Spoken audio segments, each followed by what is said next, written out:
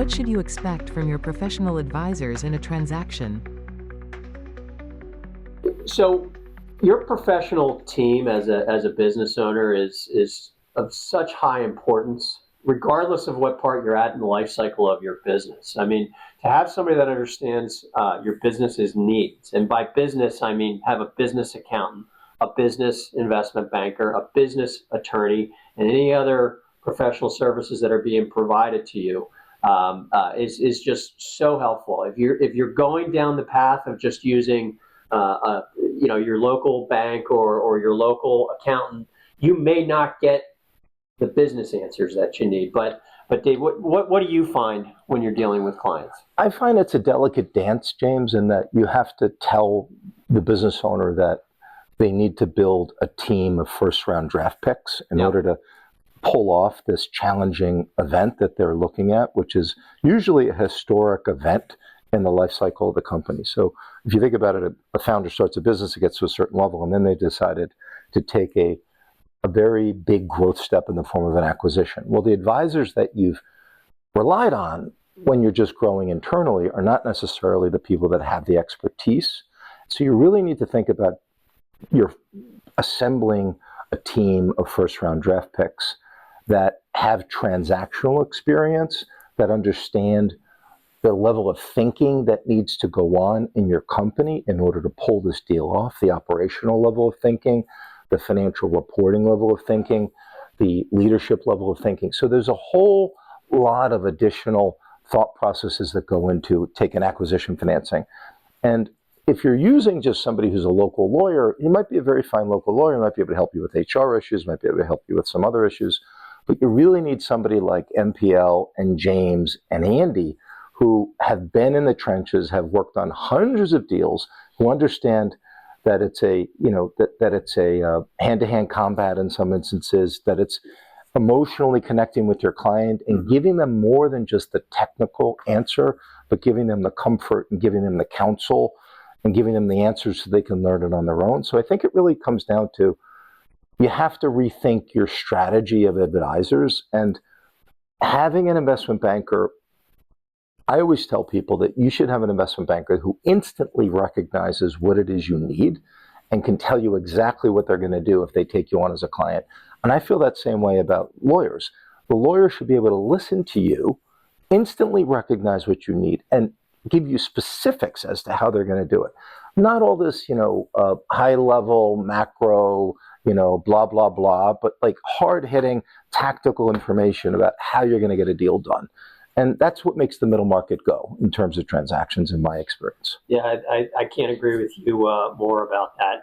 When we're dealing with clients, more times than not, the first question I'm going to ask is, who's your accountant?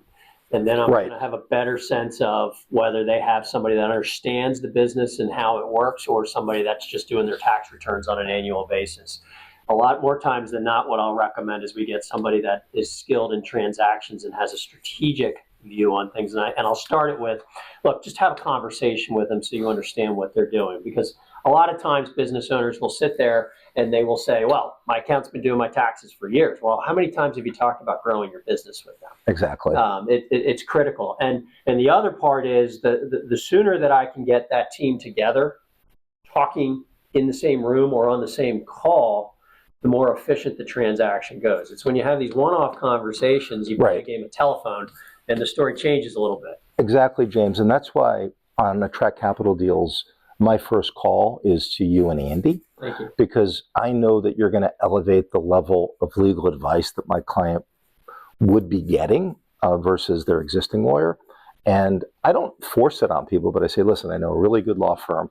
They're as good as any law firm in Philadelphia or New York, but they're a lot less expensive because they're out in New York. But they're really great guys, and they're really going to help you. And so I'm doing the same thing with the accounting side on the quality of earnings. I'm usually saying, listen, I know some really good Q of E firms that can really help you so you can elevate your financial reporting before you even get to the lenders, which is something that you want to do. So it's all about like putting the team together. And then you hit on a point, like it's the collaboration of that team. It really is the teamwork makes the dream work on these deals, because they're hard. They're hard deals. Founder-owned deals are hard deals to get done. It's not like a private equity firm is coming in and buying the company. It's like usually we're bringing in a lender, and the founder has to be at a level where the lender's very comfortable with their business practices. So a lot of times when we work together, you're asking me questions about, because I know the company as well as pretty much anybody inside the company. And so there's this collaboration where there's transparency and there's sharing of information that advances the ball down the field.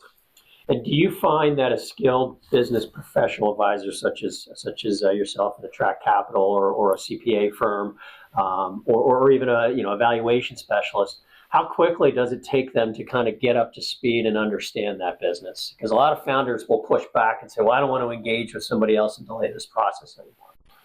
Yeah, I mean, it's a testament to the quality of the advisor, how up quickly they can get up to speed. If they're stumbling to understand the company and what makes the company tick, they probably don't have the bandwidth to be able to, if they can't conceive of the basics of the company, they're probably not focused enough or energized enough to work on the deal. Yep. So I think it's kind of like self-selecting.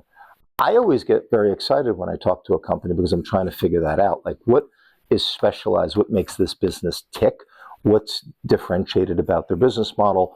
What's great about the leadership team? Where might they have some gaps? So to me, it's like a puzzle, and I'm trying to sleuth it out to try to help them. And I think the discussions we've had on some of the deals that we've worked on, you and Andy look at it the same way. You have ideas about, this company really needs a full-time CFO. This company really needs a full-time CEO. And that's the type of value add that we're adding. Like, how do we get this business owner to think at a higher level so that he can take his business forward and grow it dramatically? Yeah. And a lot of times, the other question I had for you, when we're dealing with companies in the middle market, a lot of times these are companies that are run by individuals that are sitting out in the middle of Pennsylvania or sitting out in the middle of Iowa or wherever. And I bring in David Barnett, who has an office in New York and Philadelphia. And, we're in New York. It's not like we're a major metropolitan area, but a lot of times they may be reticent to bring in somebody that looks like they're coming out of a high-end. We only have an office in New York. We don't have an office in Philadelphia. We do have a virtual office in London, which is even scary to people, New York and London. Yeah. But I tell people that I'm based in New York, but very few of my clients are. Yeah. Because people in New York tend to be able to raise money easily because they have people that work in Wall Street. Yeah. But we've built our business on dealing with companies in secondary markets and rural markets. So like we've had clients in Lubbock, Texas. Yes. And we'll go to, we've had clients up in Lake Placid, New York, and we go to these areas where there's not a lot of other investment bankers, where the people really need help. Yes. Like almost people that are on like sort of like the geographical fringes of a major metropolitan areas where we go. And it's just that I've learned from a lot of really smart people over the years because I've been in New York, and I'm trying to bring that to people that really need that help. One of the best markets we've ever worked in was Buffalo, New York, where, at one time we had like a dozen clients up in Buffalo because Buffalo needed help, and we were there to help them. And so we like traveling in different parts of the country. Yeah. We do a lot in Texas as well. We get a lot of there's a lot of growth in Texas. There's so many different middle market geographic regions that are so underserved because, again, it just doesn't attract the attention of a lot of these major metropolitan-based firms. But you're right, they do. There's great businesses out there. The unique thing that we provide, and MPL provides, is that you provide business to founders who need the help growing their business, which means that if you help a founder take a significant step of growth, you're usually going to stay with that company for the growth cycle. It's not a one and done type deal, but if you do the first deal, then you do the second deal, then you do the third deal.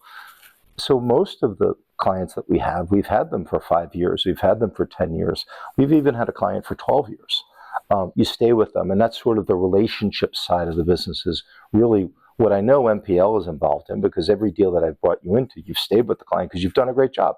The client's very happy with you. There has not been one deal that I brought you guys into where my client didn't say to me, they did a really good job. Oh, that's great to hear. And that's why you're sticking around. That's why you continue to get the call.